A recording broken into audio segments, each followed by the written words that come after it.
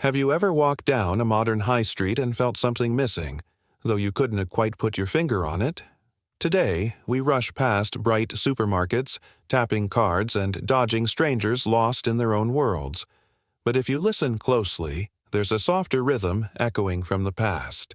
The gentle clink of glass milk bottles left on the doorstep, the rattle of a pram over uneven paving stones, the distant jingle of a milk float making its early morning rounds.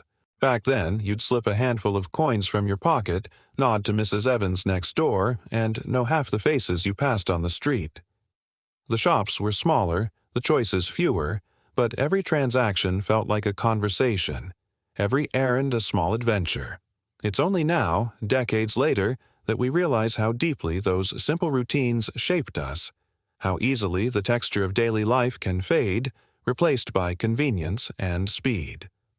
What if we could bring back just a few of those lost moments, even for a day? To understand what made those lost rituals so meaningful, we have to step back into the world that created them. The Britain of the 1960s was a country in transition, still shaking off the shadows of war, yet bursting with new hope. Streets were lined with terraced houses, coal fires warmed living rooms, and the radio played songs that would become timeless classics. The nation was rebuilding, but not just with bricks and mortar. It was reconstructing a sense of togetherness, of identity. People leaned on each other, not out of nostalgia, but out of necessity.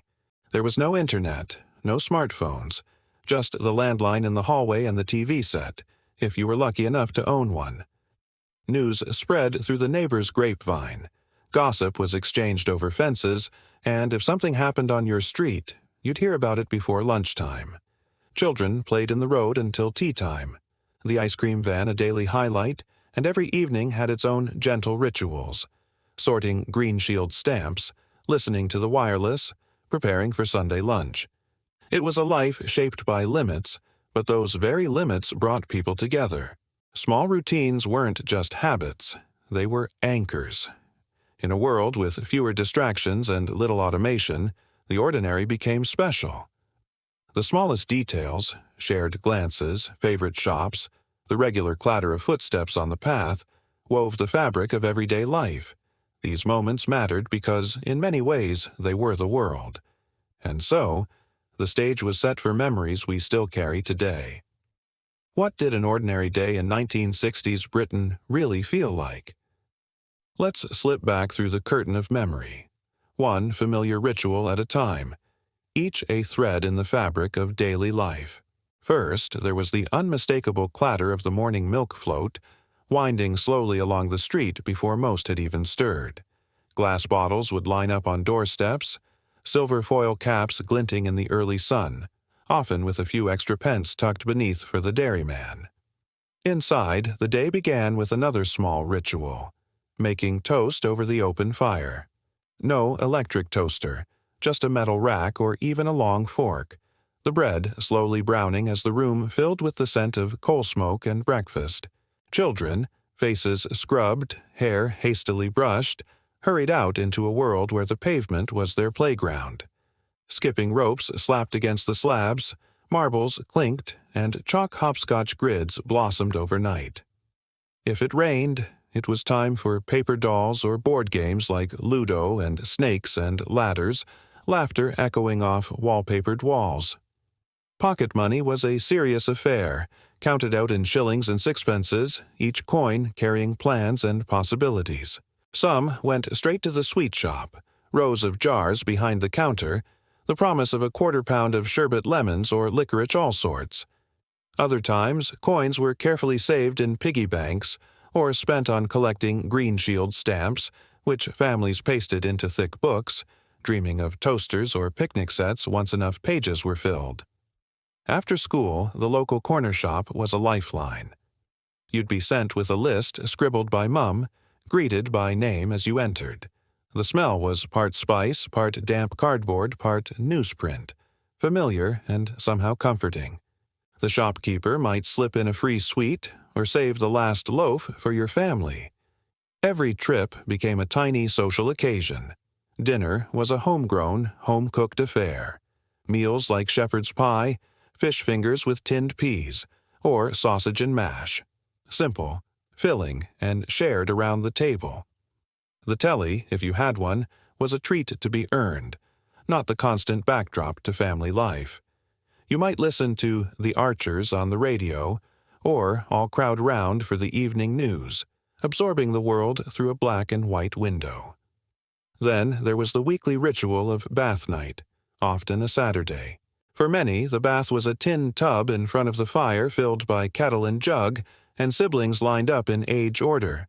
It was a time for giggles, soap suds, and, just maybe, a few arguments about who got the clean water first. Clothes for Sunday were pressed and laid out, shoes polished until they gleamed. Shopping wasn't a rushed dash through a giant supermarket, but a gentle progression. First the butcher, then the baker, then the greengrocer. Each shop had its own rhythm, and you knew the names of the people behind the counter. Sometimes you put it on the slate, if the week ass money was short, trusting you'd pay when wages came in. On Sundays, streets fell silent.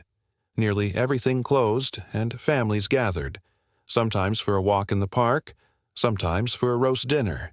You might hear the faint bell of the ice cream van, or the sudden burst of church bells across the rooftops.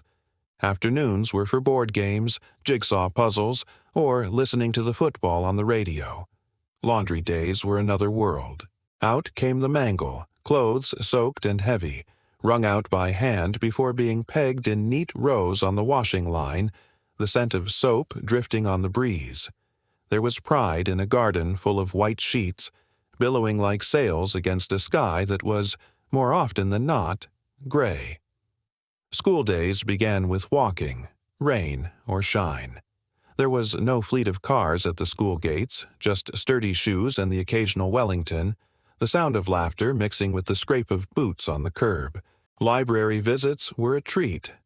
The hush inside, the thrill of a new book stamped with the date, often chosen as much by cover as by title. Reading was an escape, a window into other worlds for children and adults alike. And then the 12th and 13th and 14th routines, exchanging holiday postcards with relatives, queuing at the phone box to make a call, or simply sharing news over the garden fence. These little things, now nearly forgotten, formed the architecture of daily life. Each of these rituals may seem small, even quaint by today's standards, but together they built a world defined by connection, trust, and a gentle kind of order. And as we recall them, we re-reminded, in the everyday that the true story of an era is written. One ordinary, unforgettable habit at a time. Some memories slip quietly out of reach, fading so gently we hardly notice they're gone, until a stray mention brings them rushing back. Remember the thrill of finding a threepenny bit hidden in the Christmas pudding, everyone's spoon poised in anticipation? Or the gentle creak of the Coleman S. cart as he tipped black dust into the coal bunker, leaving sooty footprints behind. Today, these moments are little more than whispers, half remembered or never known at all by the generations that followed. And who recalls the ritual of the pools? Family huddled around the table marking football scores with stubby pencils, dreaming of a win that might change everything. For some, it was a weekly hope, a tiny flutter of excitement that made Saturday afternoon shimmer with possibility. These were more than routines. They were small, sparkling threads in the fabric of family life. When we look back, it's these nearly lost customs that tug at the heart most. They're the secret handshake of a generation. Proof that sometimes the tiniest shared rituals can become the fondest memories. Why do these everyday rituals still linger in our minds, decades after the world has moved on? It's not just the activities themselves, it's what they represented. Every shared cup of tea or trip to the corner shop was a moment of connection, a small but sturdy bridge between neighbors, friends, and family. In a time before life sped up, when days were measured not by screens but by church bells and milk floats, there was a pride in routine and in doing things well, no matter how ordinary they seemed. For some, it's the memory of a mother's careful hands, folding laundry that had dried crisp in the garden wind, each sheet smelling faintly of sunlight and soap. For others, it's the sound of laughter bouncing around a kitchen as siblings took turns in the tin bath, splashing and telling stories until the water cooled. One gentleman recalls saving up Green Shield stamps with his mum, meticulously licking and sticking each one, the anticipation growing with every filled page. When they finally traded them in for a set of new mugs, it felt like a real victory, a reward earned together. These rituals gave rhythm to the week and anchored people in a sense of place. There was comfort in the familiar, in the repetition of daily tasks. Most of all, they fostered a quiet togetherness, a feeling that you belonged, not just to a household but to a neighborhood and a way of life. That's why, even now, their absence is so keenly felt. Imagine queuing at the butcher, chatting with neighbors as your order is wrapped in brown paper, or gathering the family for bath night, laughter echoing in a steamy living room. Could such rituals survive in our rush of one-click deliveries and instant everything? We've certainly gained convenience, efficiency, and a world of choice at our fingertips. Yet, sometimes it feels as though we've lost the gentle magic that comes from doing things together at a slower pace. If you could bring back just one of those lost habits, what would it be? And do you think our everyday routines, video calls, group texts, takeaway Fridays, will one day be remembered with the same warmth? It's worth wondering what we'll miss when today becomes yesterday.